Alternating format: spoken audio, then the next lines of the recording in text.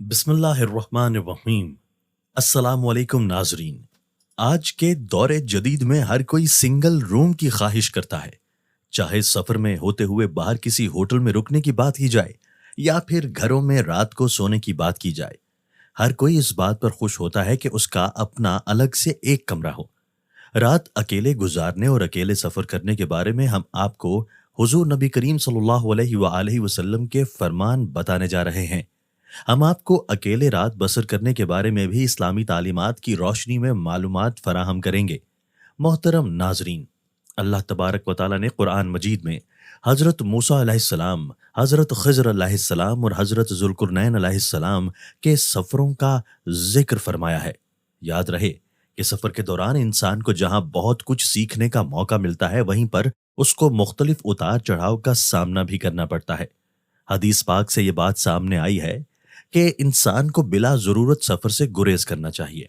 بخاری میں حضرت ابو ہریرہ رضی اللہ تعالی عنہ سے روایت ہے کہ نبی کریم صلی اللہ علیہ وآلہ وسلم نے فرمایا کہ سفر عذاب کا ایک ٹکڑا ہے، آدمی کو کھانے پینے اور سونے سمیت ہر ایک چیز سے روک دیتا ہے۔ اس لیے جب کوئی اپنی ضرورت پوری کر چکے تو فوراً گھر واپس آ جائے۔ ناظرین، یہ عام مشاہدہ ہے کہ انسان جب دنیاوی امور کے انجام دہی کے لیے سفر کرتا ہے تو بالعموم اس طرح عبادات کے قابل نہیں رہتا جس طرح حالت اقامت میں کر رہا ہوتا ہے۔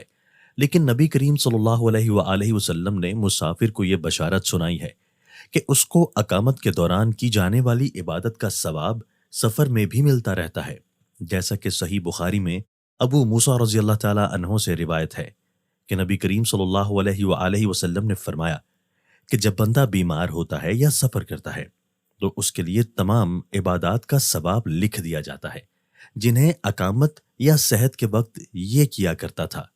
اللہ تعالیٰ اپنے بندوں پر کس قدر مہربان ہے۔ اسی طرح سے سفر میں اللہ تعالیٰ نے انسانوں پر عبادات کی تخفیف بھی کی ہے، چنانچہ سفر میں نماز کو قصر ادا کرنا سنت نبوی صلی اللہ علیہ وآلہ وسلم ہے۔ اسی طرح مسافر کے لیے دوران سفر روزے رکھنا ضروری نہیں ہے، جیسے کہ صحیح بخاری میں حضرت حمزہ ابن عمر رضی اللہ تعالیٰ عنہ سے روایت ہے کہ میں نے رسول اللہ صلی اللہ علیہ وآلہ وسلم سے عرض کی، میں سفر میں روزہ رکھوں؟ آپ روزے بکثرت رکھا کرتے تھے، تو نبی کریم صلی اللہ علیہ وآلہ وسلم نے فرمایا، اگر جی چاہے تو روزہ رکھ اور جی چاہے افطار کر۔ محترم ناظرین، یہ تو تھے چند احکامات جو سفر کے بارے میں احادیث میں بیان ہوئے ہیں۔ آئیے اب آپ کو بتاتے ہیں کہ اکیلے سفر کرنا کیسا ہے۔ عام مشاہدہ ہے کہ اکثر لوگ سفر پر اکیلے روانہ ہو جاتے ہیں۔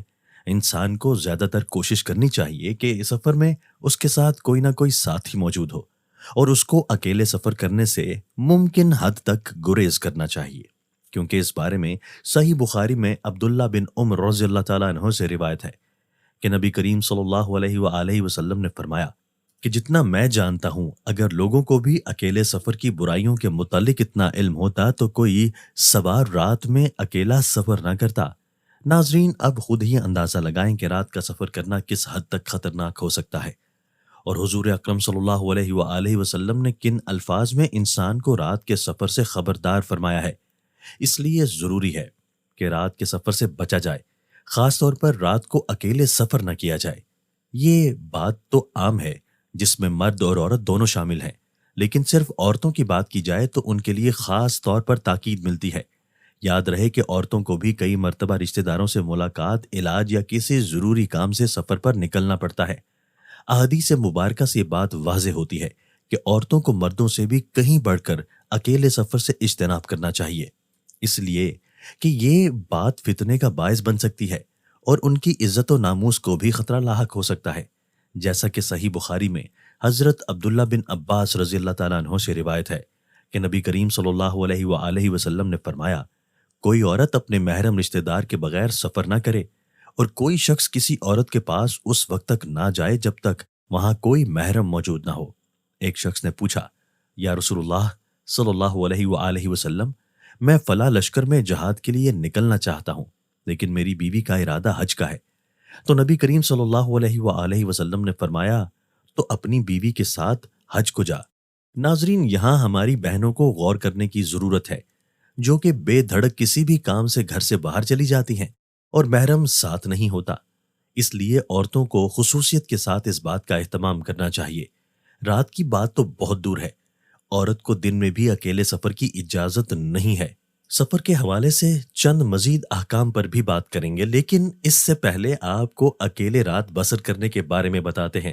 اس حوالے سے عبداللہ بن عمر رضی اللہ تعالیٰ عنہ روایت کرتے ہیں کہ نبی اکرم صلی اللہ علیہ وآلہ وسلم نے تنہا رہنے سے منع فرمایا، یعنی نہ تو آدمی رات تنہا بسر کرے اور نہ تنہا سفر کرے۔ علامہ البانی رحمۃ اللہ علیہ نے اس حدیث کو بخاری کی شرط پر صحیح کہا ہے۔ اس حدیث میں رات اکیلے گزارنے کی واضح ممانعت فرمائی گئی ہے، لیکن اس کے باوجود ہم میں سے اکثر لوگ، خاص طور پر نوجوان، اس بات پر اصرار کرتے ہیں کہ ان کا اپنا کمرہ ہو جہاں وہ اکیلے ہوں اور انہیں دن رات کی تنہائی میسر ہو۔ ناظرین، اہل علم نے رات اکیلے گزارنے کی ممانعت کی بہت سی حکمتیں بیان فرمائی ہیں، جن میں سے چند یہ ہیں: تنہا نہ رہا جائے تاکہ شیطانی وسوسہ سے محفوظ رہا جا سکے، کیونکہ انسان زیادہ تر تنہائی میں شیطانی وسوسہ میں مبتلا ہو جاتا ہے۔ اسی طرح یہ بھی خدشہ ہوتا ہے کہ کوئی شخص تنہائی میں وحشت محسوس نہ کرے۔ یہ بھی ایک حکمت ہے کہ تنہائی میں کسی دشمن، چور یا ناگہانی آفت سے محفوظ رہنا مشکل ہو سکتا ہے۔ تنہائی میں کسی بھی اچانک مصیبت، بیماری وغیرہ کی صورت میں کوئی نہ ہو تو پریشانی ہو سکتی ہے۔ یاد رہے کہ نبی کریم صلی اللہ علیہ وآلہ وسلم کی ہر نصیحت پر عمل کرنے میں خیر ہے، اسی لیے بغیر یہ سوچے کہ اس بات میں کیا حکمت ہو سکتی ہے، مسلمان کو حضور اقدس صلی اللہ علیہ وآلہ وسلم کی نصیحت پر عمل کر لینا چاہیے۔ اس میں اس کے لیے بہتری ہے۔ یاد رہے کہ انسان کو اللہ تعالیٰ نے ضعیف اور کمزور پیدا فرمایا ہے۔ رات کا وقت ہو اور اس پر کوئی بھی کسی قسم کی پریشانی آ جائے اور مدد کرنے والا کوئی نہ ہو تو خود ہی سوچ لیں کہ اس انسان کی حالت کیا ہوگی۔ جب انسان کا کوئی ساتھی ہوتا ہے تو انسان کے لیے ایک سہارا ہوتا ہے۔ اسی لیے چاہے سفر کریں یا گھر میں رات بسر کرنے لگیں تو کوشش کریں کہ اکیلے نہ رہیں، بلکہ کسی کو اپنا ساتھی ضرور رکھیں۔ ہمیں چاہیے کہ ان تعلیمات پر عمل پیرا ہوتے ہوئے اکیلے سفر سے اور رات اکیلے گزارنے سے اجتناب کریں۔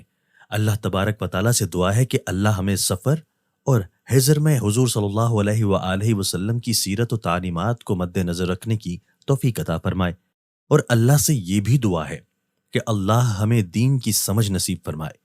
ناظرین، اللہ کے 99 ناموں میں سے ایک نام کمنٹ میں ضرور ٹائپ کریں۔ شکریہ۔